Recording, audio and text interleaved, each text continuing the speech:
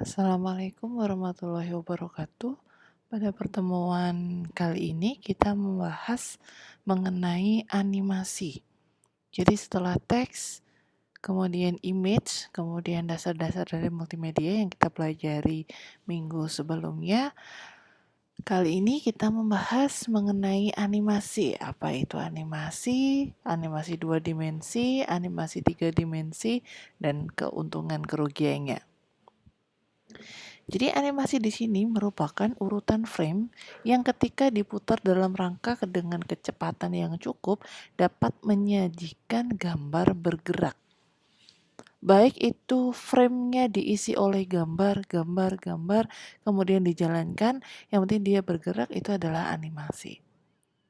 Animasi dapat juga diartikan dengan menghidupkan gambar sehingga Anda perlu mengetahui dengan pasti setiap detail karakter yang dibuat dari tampak depan, dari tampak belakang, dari samping, dari 3/4 sampai di sini ya. Jadi harus detail. Kemudian kita masuk ke dalam animasi 2 dimensi. Nah, kalau animasi 2 dimensi di sini kita bisa membuat menggunakan Adobe Flash.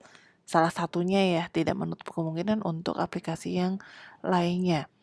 Nah, di sini adalah merupakan penciptaan gambar bergerak dalam lingkungan 2 dimensi saja. Kalau kita berbicara 2 dimensi, maka dia hanya ada 2 sumbu saja, X dan Y. Nah, berbeda dengan yang 3 dimensi. Kalau 3 dimensi kita bermain di 3 koordinat, X, Y, dan Z.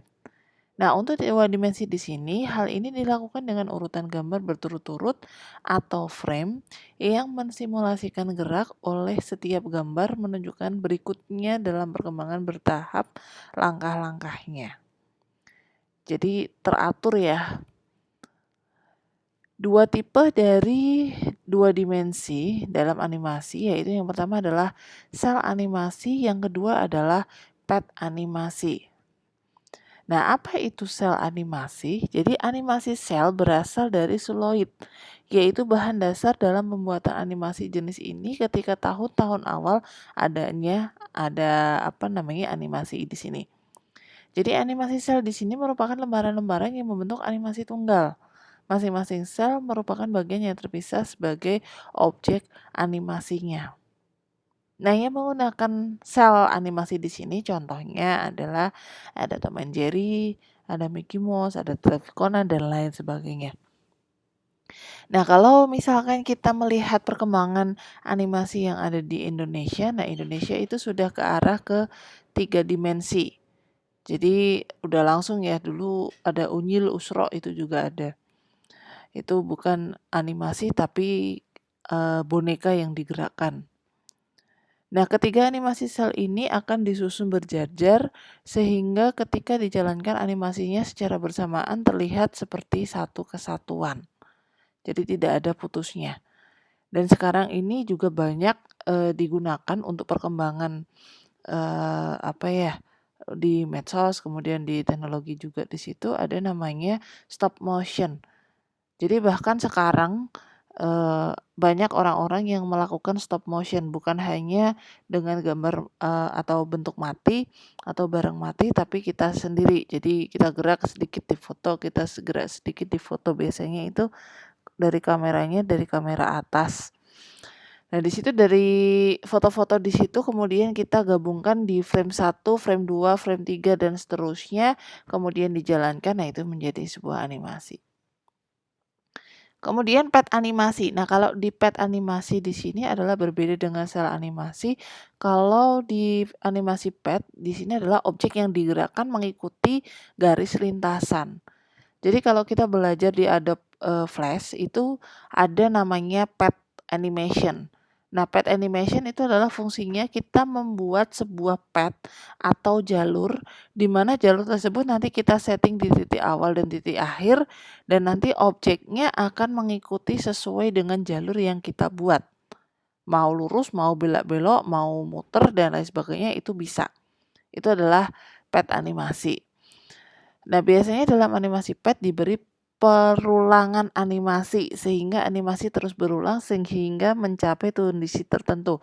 Karena kalau dari titik awal sampai titik akhir saja itu nanti durasinya akan pendek. Jadi di dalam Multimedia Flash di sini animasi jenis ini didapatkan dengan teknik animasi PET. Nah, ini contohnya ketika kita membuat sebuah lintasan yang nantinya lintasan di sini diikuti oleh mobilnya. Jadi mobilnya nanti akan bergerak sesuai dengan lintasan yang sudah dibuat sebelumnya. Kemudian kita lanjut ke animasi 3 dimensi, dan ini adalah animasi 3 dimensi yang kita pelajari di praktikum multimedia. Jadi untuk yang 2 dimensi, kalau misalkan masih ada waktu nanti bisa saya jelaskan untuk menggunakan Adobe Flash di situ. Kalau tidak nanti kita fokus ke animasi 3 dimensi. Jadi untuk 3 dimensi di sini bekerja di 3 sumbu, ada X, ada Y, ada Z. Jadi objek animasi yang berada pada ruang 3D, objek animasi ini dapat dirotasi dan berpindah seperti objek real karena dia ada ruangnya. Proses pembuatan grafis komputer 3 dimensi dapat dibagi, ada modeling, ada animation, ada rendering. Jadi selain kita hanya menggerakkan objek, kita harus bisa membuat modelingnya terlebih dahulu. Kita mau membuat apa, yang mau kita jalankan itu apa. Misalkan sebuah hewan, nah itu dibutuhkan dari bentuk apa, kemudian kita harus melakukan tracing sedemikian rupa sehingga bisa membuat sebuah hewan misalkan. Kemudian animasi, di situ kita bermain frame sama seperti halnya di 2 dimensi. Jadi di sini mendefinisikan perpindahan objek. Yang ketiga adalah rendering. Jadi prosesnya di sini ada rendering. Tidak hanya video untuk di-rendering, tidak hanya 2 dimensi, 3 dimensi juga sama. Nah, proses rendering di sini adalah menciptakan tekstur, kemudian menciptakan semacam pattern-nya. Nah, itu nanti akan terlihat ketika kita sudah melakukan rendering. Kalau di dalam modeling mungkin belum terlihat untuk hasil yang maksimal. Nah, kalau di rendering itu nanti sudah sesuai dengan yang kita inginkan. Ini contohnya modeling, di sini kita memodeling mobil. Jadi ada mobil di sini. Kemudian modeling di sini hampir seluruh 3 dimensi dibagi menjadi 2 kategori. Yang pertama adalah solid, yang kedua adalah cell atau boundary. Jadi solid di sini adalah memiliki warna, memiliki bentuk yang memang dia itu adalah solid sebuah objek, ada volumenya. Tapi kalau cell di sini hanya permukaan seperti batas objek saja, bukan volumenya. Jadi seperti cangkang yang sangat tipis. Kalau kemarin kita di praktikum itu kita bahas menggunakan wireframe. Nah, itu untuk melihat sel atau boundary-nya. Ini adalah untuk modeling, yang sebelah kiri di sini adalah modeling, yang sebelah kanan di sini adalah sudah menjadi hasil renderingnya. Jadi teksturnya, pewarnaannya, kemudian environment-nya di sini misalkan dikasih gurun dan gunung misalkan. Nah, itu bisa kita setting di dalam animasi 3 dimensi. Meskipun di dalam modeling hanya seperti ini saja yang di sisi sebelah kiri. Kemudian teknik membuat animasi, yang pertama adalah traditional animation. Traditional animation di sini adalah proses sebagian besar film animasi pada abad ke-20. Jadi bermainnya adalah di frame by frame. Mesti nanti kalau misalkan animasi frame by frame itu akan terlihat seperti patah-patah. Full animation merujuk pada proses produksi film animasi tradisional berkualitas tinggi. Jadi di sini sudah mengarah ke arah kartun, animasi kartun. Teknik membuat animasi lagi yang ketiga adalah limited animation. Limited animation di sini adalah menggunakan detail yang kurang rinci atau gambar yang lebih stylish dan metode perpindahan. Kemudian rotoscoping, dan di sini animator melacak gerakan live action frame by frame-nya. Sumber film dapat secara langsung digandakan dari aktor ke gambar animasi. Jadi di sini sudah menggunakan sensor. Kalau kita bermain di 3D Max, nah itu 3D Max itu ketika kita sudah men-setting titik-titik, misalkan di situ kita ada kamera, kemudian kita setting mulut. Nah, di situ mulut kita berikan titik-titik. Nah, ketika kita membuka mulutnya, kita sudah membuat modelingnya. Dari situ nanti animasi atau modelingnya akan mengikuti gerakan mulut kita. Kemudian live action animation di sini adalah teknik untuk mengkombinasikan karakter di gambar tangan menjadi gambar live action. Rendering. Nah, di dalam rendering di sini ada shading, ada texture mapping, ada bump mapping, ada fogging, kemudian ada shadow, soft shadow, dan reflection, di mana memiliki beberapa kriteria dan beberapa manfaat dari masing-masing rendering di sini. Jadi semuanya setelah kita rendering akan terlihat secara realnya. Di sini ada transparansi, ada transfluency, ada reflection, ada diffraction, ada indirect illumination. Jadi permukaan diterangi cahaya dipantulkan oleh permukaan yang lainnya. Ada caustics, kemudian depth of field, ada motion blur, ada non-photorealistic rendering juga. Untuk di dalam rendering itu banyak sekali macamnya. Ketika kita sudah men-setting kamera, kita sudah men-setting lampunya, kemudian kita membuat environment dan lain sebagainya. Nah, ini nanti akan terlihat. Nah, motion blur di sini ya untuk objek yang tampil buram karena gerak kecepatan yang tinggi atau gerakan kamera itu juga bisa disetting di dalam renderingnya. Kemudian animation special effect. Nah, di sini ada morphing, ada warping, ada virtual reality, ada animasi. Satu persatu di sini untuk morphing. Morphing di sini adalah efek khusus dalam film dan animasi yang berubah satu gambar ke gambar yang lainnya melalui suatu transisi yang mulus. Jadi dia tidak perlu kita men-setting frame by frame, tapi nanti kita biasanya menggunakan adalah motion. Jadi motion di sini sudah nanti halus, dia membentuk frame by frame-nya sudah berapa frame kita yang setting, nanti dia mengikuti. Kemudian untuk warping di sini adalah proses manipulasi gambar digital sehingga setiap bentuk digambarkan dalam gambar secara signifikan yang telah terdistorsi. Jadi di sini digunakan untuk mengoreksi gambar serta untuk tujuan yang kreatif. Virtual reality. Nah, virtual reality adalah sampai sekarang ya masih banyak digunakan juga. Nanti kita pelajari di praktikum untuk bagaimana membuat virtual augmented reality ya. Kita ke arahnya ke augmented reality atau ke 3D hologram. Nah, di sini istilah yang berlaku untuk komputer simulasi lingkungan yang dapat mensimulasikan tempat di dunia secara nyata maupun di dunia hayalan. Jadi kita berada di satu tempat, kemudian kita menggunakan VR di sini, dan kita berada misalkan di dalam VR tersebut ada video kita berada di dalam sebuah museum atau apa. Nah, di situ kita bisa mensimulasikan bahwa kita seolah-olah berada di sana. Sampai nanti ada suaranya, sampai nanti ada video dan lain sebagainya.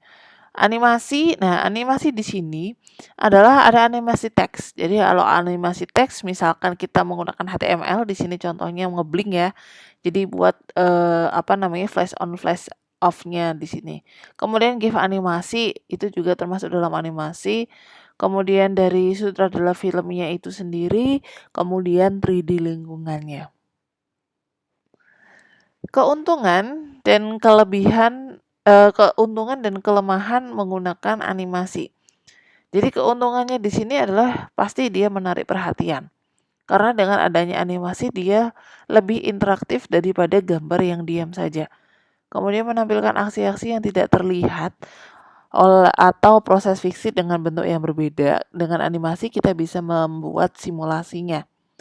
Kemudian ada meningkatkan retensi, mungkin visualisasi dari konsep imajinasi, sampai dia adalah animasi dapat menggabungkan sejumlah besar data ilmiah ke dalam suatu paket menjadi sebuah data yang simple.